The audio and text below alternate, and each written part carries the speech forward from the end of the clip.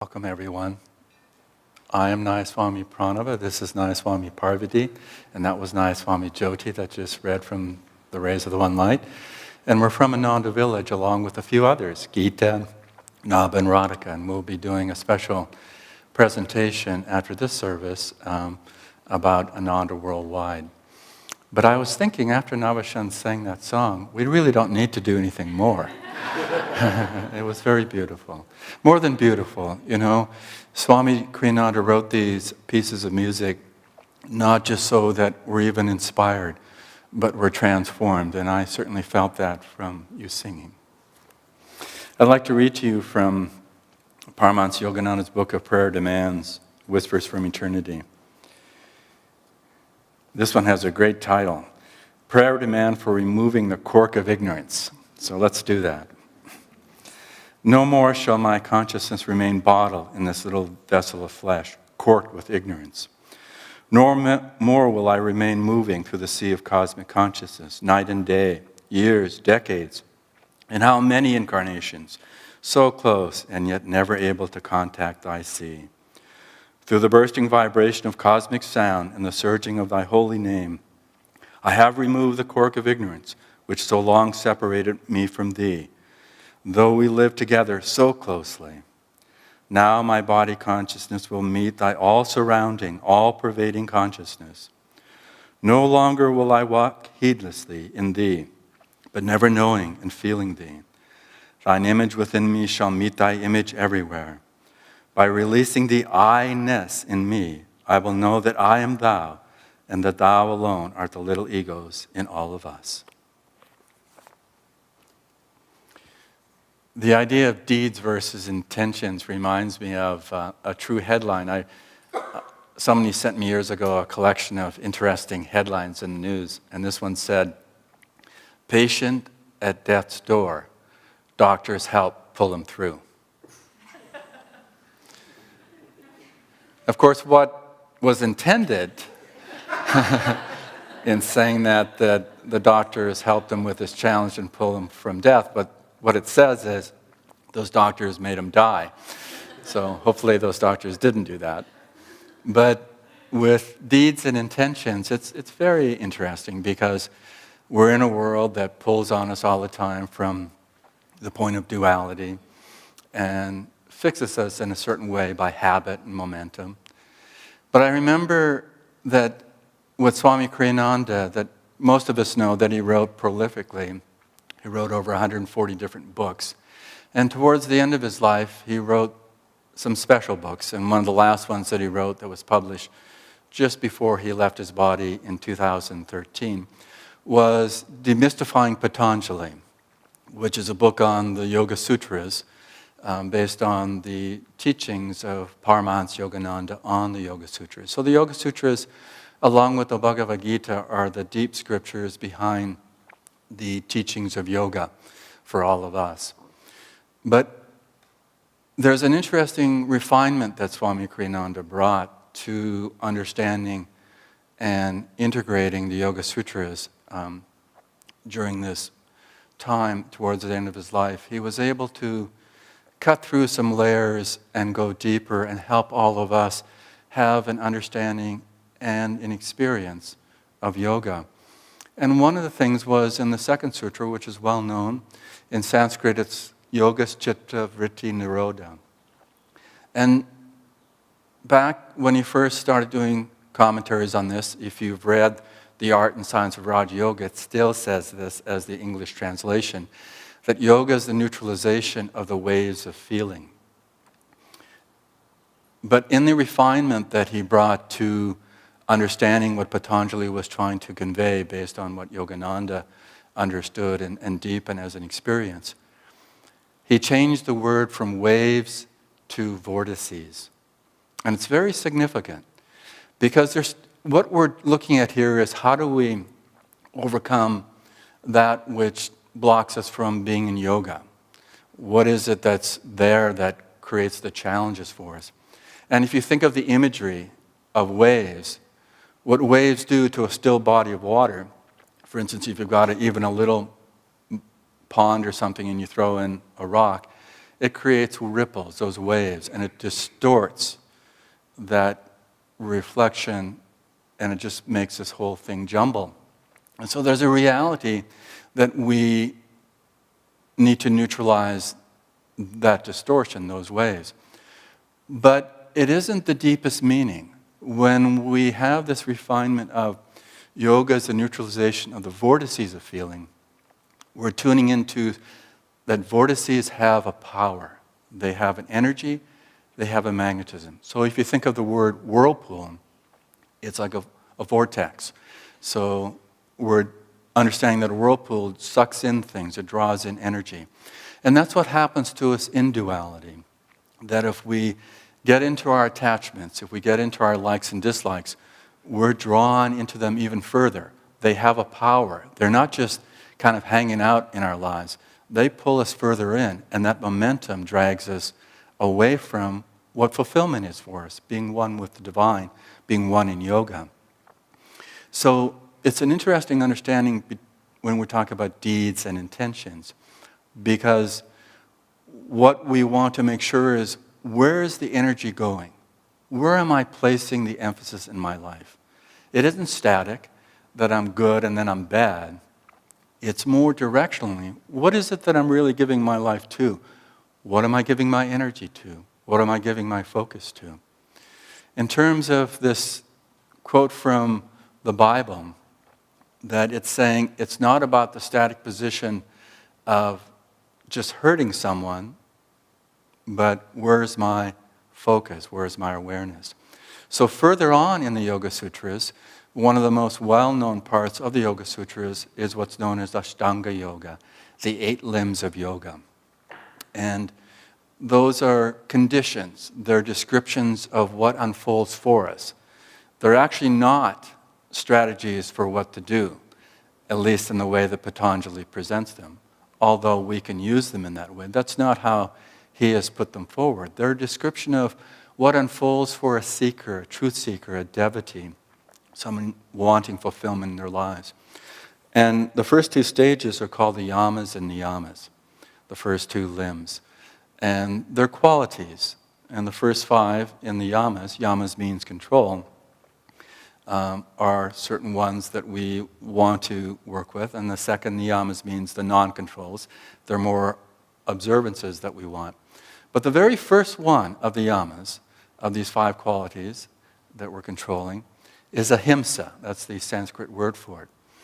And almost everywhere you look, including Swami Kriyananda's Art and Science of Raja Yoga course, which is an important part of all our studies on this spiritual path, he uses the word nonviolence to be the English translation of that.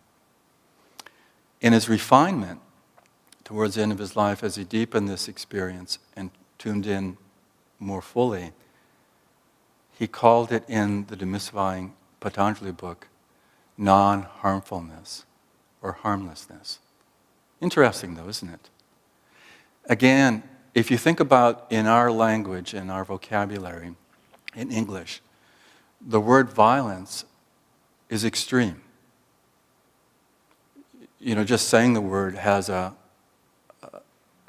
visceral experience for us typically. It's intense, it's outward, it's striking at things in the world around us. And so we can miss the point, as the Bible scripture verses are saying, that it's not just about striking out that we want to stop. Of course, that's what we want to do. But I think most of us probably won't be doing that part of it. But if you think about non-harmfulness, or as he's described, harmlessness, then it's coming exactly what the Bible is saying, that we want to really pay attention to what our attitude is, what our energy is, what our connection with the world around us. Because there are times, I'm sure you can appreciate this, that we just get caught in a reactive process. And we do have anger there, frustration, irritation, some aspect of that striking out. And so we need to work on that. But you know what? There's this more subtle level, and it has to do what I said in the beginning about momentum and direction. Because if we're always daily, momentarily, tuning in the right way, then that will carry us. When that challenge faces us in life, that pushes the button exactly to get us to react. And you probably know people that are good at that. That they can really just get to you. They can just push exactly where you're going to just rebel, react, shout back or whatever it might be. But we need to be in that moment, not just saying, I won't do this, because at that point, you will be reacting. If you haven't opened up to that flow, that experience, always happening in the right direction. Because in the moment of a heated battle, we don't really have that great a chance of success to change the energy unless we're always changing the energy. I don't know if David and Karen Gamow are here. I don't see them. They're not here? So then I can quote them without any worry.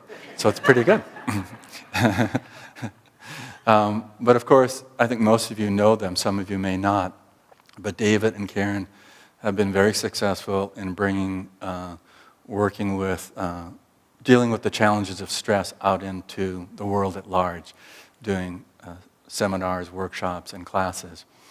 And I've always been just grateful to the clarity and the succinctness of what they summarized for people attending their classes.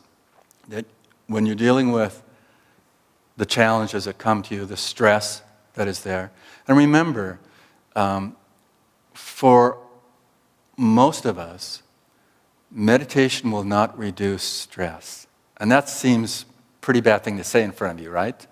Because we've probably been to classes where we've said, of course it reduces stress.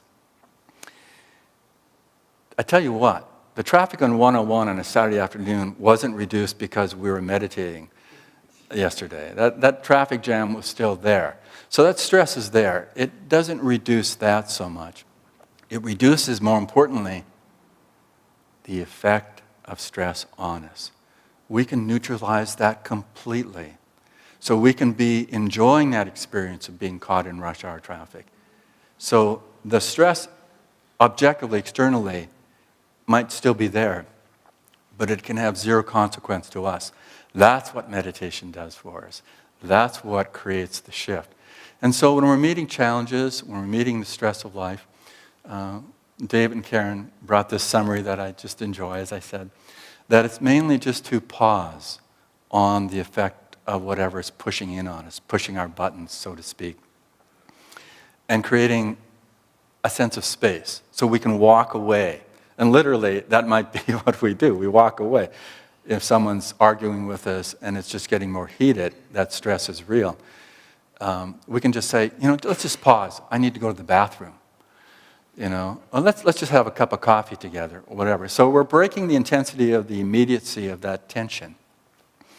And then the second thing is to enjoy the life force as being your reality by breathing. It's such a simple thing if we get focused enough by just doing simple breathing. It's not like we're doing, these advanced pranayamas.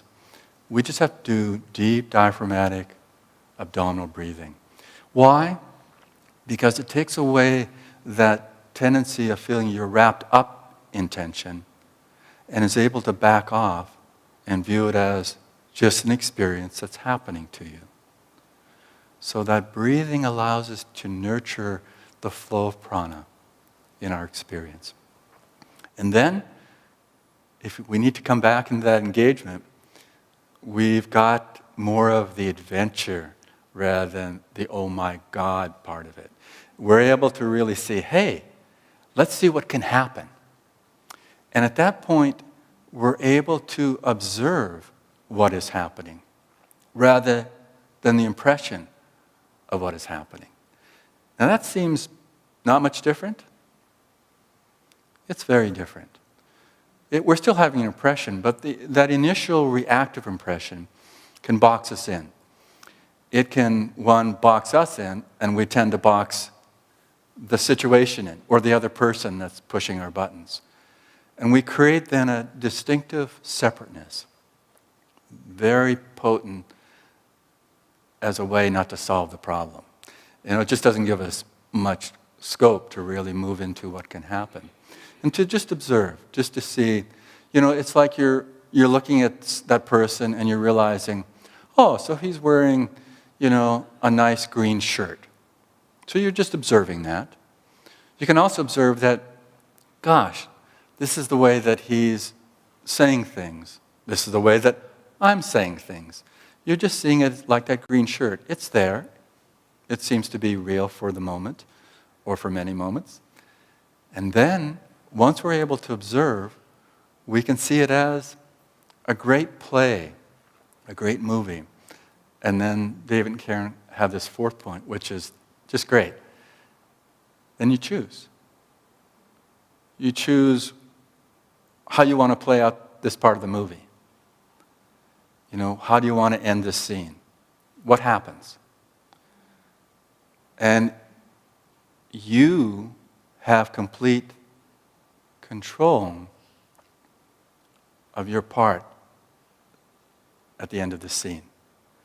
You may not affect the other person. Maybe they're being directed by another director. But you have that complete control of choosing what will happen from your perspective. And when we talk about our relationship with other people or being in situations, that's so important that we're able to make a choice like that. But we need to develop the momentum. I read this little funny story about this young military recruit, a private, was stationed on guard at the entry of this military camp with very strict instructions to stop anyone, not let them pass unless they have a special pennant on their vehicle, military vehicle. So he was fine about that. And so then this vehicle pulls up with a general in it. And the general waves on the driver saying, let's go forward. And then this young recruit stands with his gun ready and says, excuse me, I'm new at this, but do I shoot you or the driver? But he did it calmly, he did it with a focus. But isn't that kind of just a funny story of what happens in our lives? We're clear about, okay, we need to do this. Suddenly the circumstances don't fit that clarity. Life isn't going to always be in this routine that you think it should be in. And isn't it true that our expectations often produce the challenges of feeling, hey, this isn't what it should be. It should be this way, not that way. And it's in those expectations that are there, we invest in energy with our likes and dislikes, really. We have an attachment to this is the way it should be. And that's when we have the power of delusion grabbing us. And with people, we can always feel that we don't have to accept someone's behavior as what we're doing, because it may not be appropriate. It may not be what is the right thing in that situation, at least from our perspective. But we can always appreciate within that person the true qualities, the true essence of that soul manifesting through the filters of emotions, of personality, of the body, the mind, the thoughts. We can appreciate behind those expressions the reality. We can appreciate that even if there are ripples in a little pool of water, the ripples aren't the reality. They're just an expression and they will fade. I remember years ago, bless you, I remember years ago when some parents at Ananda village had their firstborn, that they had the experience that is common, is that everything was gooey and wet around that baby, including them and their clothing. And the mantra that this father had was, "This too shall pass." And it seems at the time, maybe it won't, you know? But of course, things move on. And the more that we bring to it the gift of our special attunement to that, then we'll be able to be who we are in a deeper sense. Paramhansa Yogananda, there was a quote I read recently that said, "If we are kindly to others, then God's kindliness and grace will be with us at our center and in our lives." But isn't that sweet? That if we endeavor to have that energy of being kindly really to everyone, then that grace comes to us also in that form of kindliness. That we're not asking the question, maybe not as frequently, "Why aren't you coming to me, God?" you know, or "Why don't I know you, God?" Because we're touched by that experience. We're touched by the grace. It's not an ethereal affirmation we're hoping for. It's a very true and direct experience that's happening for us. And when we know that experience to be true to us, then we can feel that whatever happens, it doesn't really matter in life what happens, we have that touch to share with others. And what I said about the momentum is critical here. Because, you know, what's the saying that, I actually can't remember it, but it paraphrases into, you know, when the sun's out, that's the time to take advantage of that and appreciate the sunny days. And so when it's not sunny out, we're able to remember that the sun is always with us. It's not hidden so much as it's just taking a break. But in that way, if we can at all times not coast in our spiritual life, but always open up to a deeper experience, always offer ourselves more fully into that divine relationship, then whatever comes, it will come with that momentum and our expansiveness behind it, rather than our tendency to be reactive and contractive in that experience. And so when we come to the deeper tests in life, maybe the ones that aren't just someone pushing our buttons and irritating us or agitating us, but when we come to some of the deeper things that we face in life, perhaps a dear one passes away. What is it that's happening at that point? What happens when we're facing the challenge of our own demise of this physical realm and we're about to go on? These are the greatest opportunities because they're the greatest challenges. And if we can nurture just the sweetness of "I am thine, be thou mine," or that first chant that we did, that I led you in, "How shall I love thee with all my breath?" Even when the challenges are happening, how shall I love thee? How shall I seek thee? How shall I serve thee? How shall I worship thee? With every breath I breathe. Meaning, it's not only the breath that is being emphasized. That's important because that's the prana, the life force. But it also extends into that breath being the kind of the description of everything in our lives because it's in the moment. Every breath, every moment. How do we open up? How do we expand to that experience? By being real, by being in that momentum, by affirming and then integrating, being in that pureness of that integration where we face life in whatever comes to us with a joyous experience of adventure. I want to close with some words of advice that Paramhansa Yogananda gave a few years before his passing. So close your eyes and just feel that Yogananda is indeed in your heart, in your awareness, and these words are ringing true for each one of us. A devotee's life is never all roses and honey. God tests each one of us to determine the degree of his devotion. For many latent desires of the past remain buried in the spinal region, ready to spring forth when conditions are right. These tendencies must be burned in the fire of meditation. The current which is revolved around the spine while practicing Kriya is so intense that it literally bakes the seeds of karma. So if you practice Kriya regularly, and with ever-increasing devotion for God, you will reach the goal in the end. Jesus said, "The harvest is plentiful, but few are the laborers in the field." One must willingly work to the end before liberation is attained. God knows the devotee's innermost thoughts and desires.